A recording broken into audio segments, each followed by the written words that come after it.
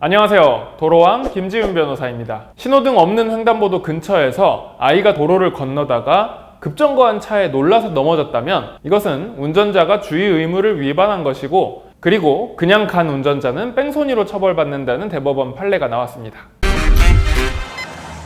사건 소개를 해드리면요. 2020년 4월 트럭 운전사 A씨는 신호등 없는 횡단보도 근처에서 길을 건너던 아이를 발견하고 급정거했습니다. 9살짜리 아이는 트럭과 부딪히지는 않았지만 놀라서 넘어지면서 전치 2주 정도의 경미한 부상을 입었습니다. 사고 후 차에서 내린 운전자가 아이에게 괜찮냐고 물었는데 아이는 괜찮다고 말하며 절뚝거리면서 인근에 있는 상점 쪽으로 갔다고 합니다.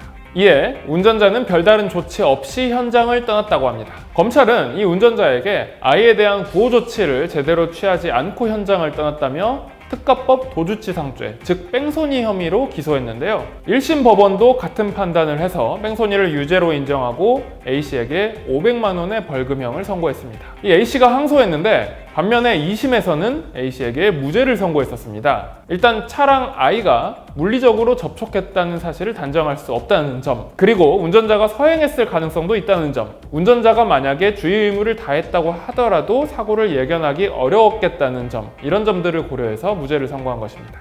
하지만 최종적으로 대법원은 다시 2심 판결을 뒤집었습니다.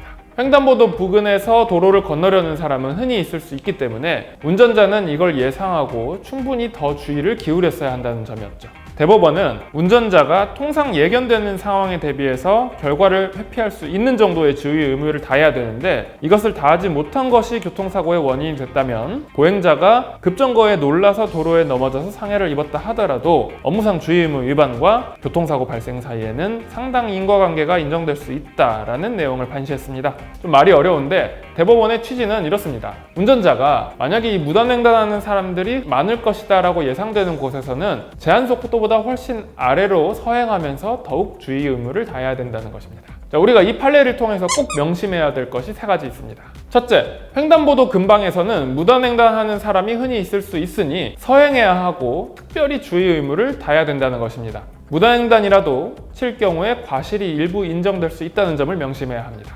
둘째, 직접 물리적 접촉이 없는 일명 비접촉 교통사고라 하더라도 인과관계가 인정되면 과실 책임이 있을 수 있다는 점입니다. 셋째, 사고 후에 내려서 피해자의 상태를 확인은 했다고 하더라도 인적사항을 제공하지 않으면 제대로 구호조치를 한 것으로 볼 수 없어서 뺑소니가 될 수 있다는 점입니다.